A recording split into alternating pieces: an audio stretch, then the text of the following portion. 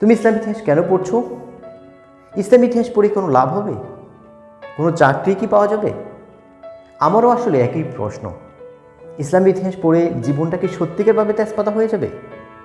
এই বিষয়টি জানার জন্য আমরা আজকে একটু আলোচনা করার চেষ্টা করব। এই আলোচনাকে আমরা কয়েকটি ভাগে ভাগ করতে চাই। প্রথমত, ইসলাম ইতিহাস কি, ইসলাম ইতিহাসে কি পড়ানো হয়ে থাকে, আমি কেনই বা ইসলাম ইতিহাস পড়ব, ইসলাম ইতিহাস পড়ে সত্যিকারভাবে জীবনে কি সফলতা অর্জন করার সুযোগ আছে। প্রথম যদি আমরা বলি ইসলাম ইতিহাস কি, ইসলামী ইতিহাস যদি আমরা প্রথমে ধরি সেটা হলো ইতিহাসই একটি বিশেষ শাখা ইসলামী ইতিহাস। ইতিহাসটা কি? ইতিহাসটা হলো জীবনের সত্যানুসন্ধান। আবার বলছি, ইতিহাস হলো অতীত জীবনের সত্যানুসন্ধান, অর্থাৎ মানুষ অতীতে যা করেছে তার জীবন আচরণ, রাষ্ট্রীয় কাঠামো, জীবন বিধান থেকে শুরু করে মানুষের অতীত জীবনের ঘটনাবলীকেই আমরা বলছি ইতিহাস। আর ইসলামী ইতিহাস হলো ইতিহাসের একটি বিশেষ শাখা যেখানে মুসলমানদের অতীত ইতিহাসকে আলোচনা করা হয়ে থাকে। প্রশ্ন হলো, এই ইসলামী ইতিহাস আমরা কেন পড়ব? তার সাথে আমারই একটি প্রশ্ন, আসলে আমরা জ্ঞান অর্জন করি কেন? কথা হলো, জ্ঞান অর্জন করি আমরা এই জন্য, সেটা হলো জ্ঞান অর্জনের মাধ্যমে একটা মানুষকে পরিপূর্ণ মানুষ হওয়া যায়। একটা মানুষ সত্যিকার মানুষের রূপান্তর হতে পারে, তার মানসিক বিকাশ ঘটে, সে জানে একটা মানুষের গুণাবলী কী, তার কী করা উচিত, কী করা উচিত নয়। তার জীবনে একজন প্রকৃত মানুষ হওয়ার জন্য তার যে পড়াশোনা করা দরকার, সেই জায়গাটা ইসলামী ইতিহাস কিন্তু পূরণ করছে। কারণ ইসলামী ইতিহাস মানুষকে মানুষ হওয়াটা শিক্ষা দেয়।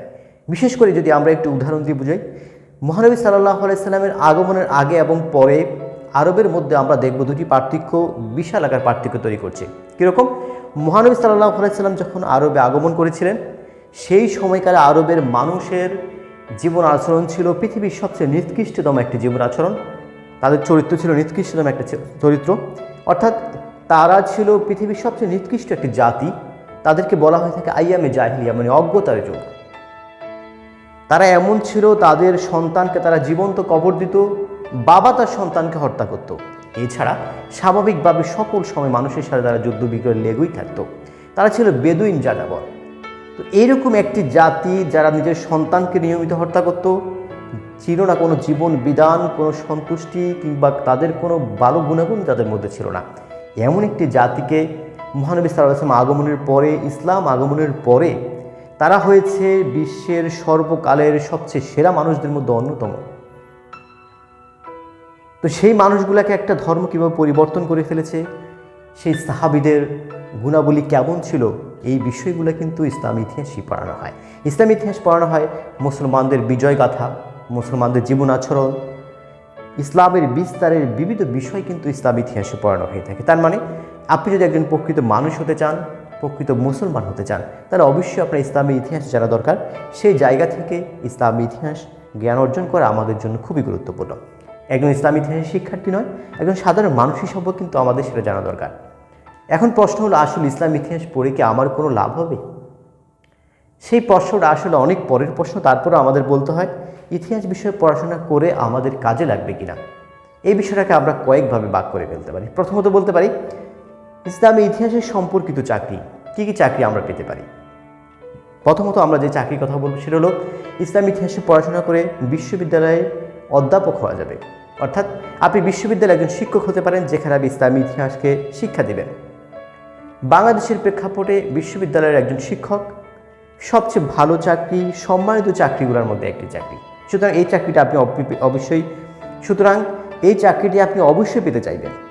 আপনি এছাড়া শিক্ষক হতে পারেন, বিসিএস ক্যাডারের মাধ্যমে সরকারি কলেজগুলোর শিক্ষক হতে পারেন। আপনি নিবন্ধনের মাধ্যমে হতে পারেন বেসরকারি কলেজগুলোর শিক্ষক।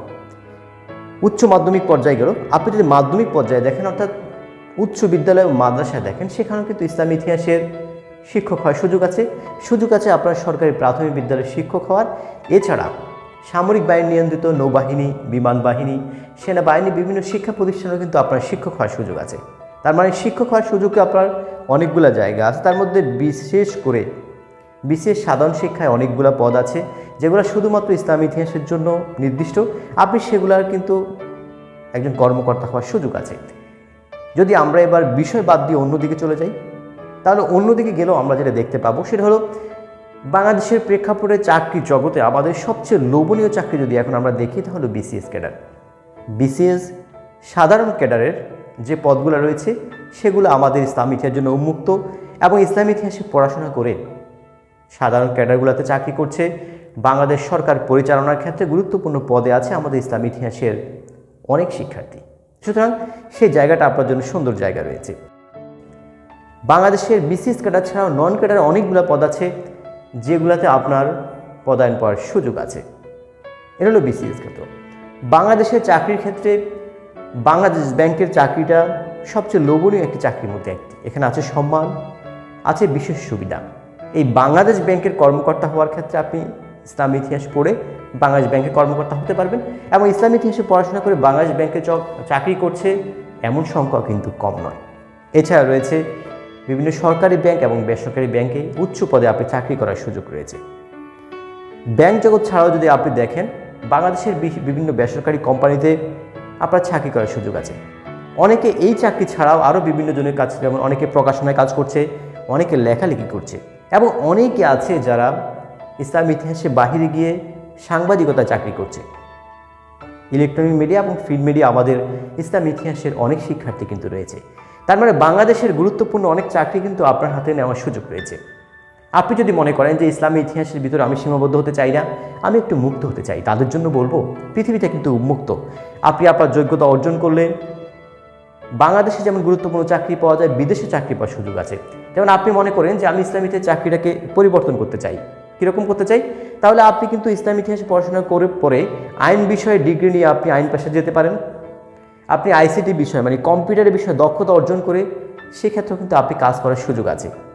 অনেকে মনে করছেন বাংলাদেশে আমি করবো না, তাহলে আপনার বাইরে যাওয়ার ক্ষেত্রে বিদেশে উচ্চশিক্ষার ক্ষেত্রে ইসলামী ইতিহাস থেকে পড়াশোনা করে আপনি অক্সফোর্ড, ক্যামব্রিজ সহ ওয়ার্ল্ডের বিভিন্ন বড় বড় ভালো ভালো বিশ্ববিদ্যালয়গুলোতে পড়াশোনা করার সুযোগ আছে।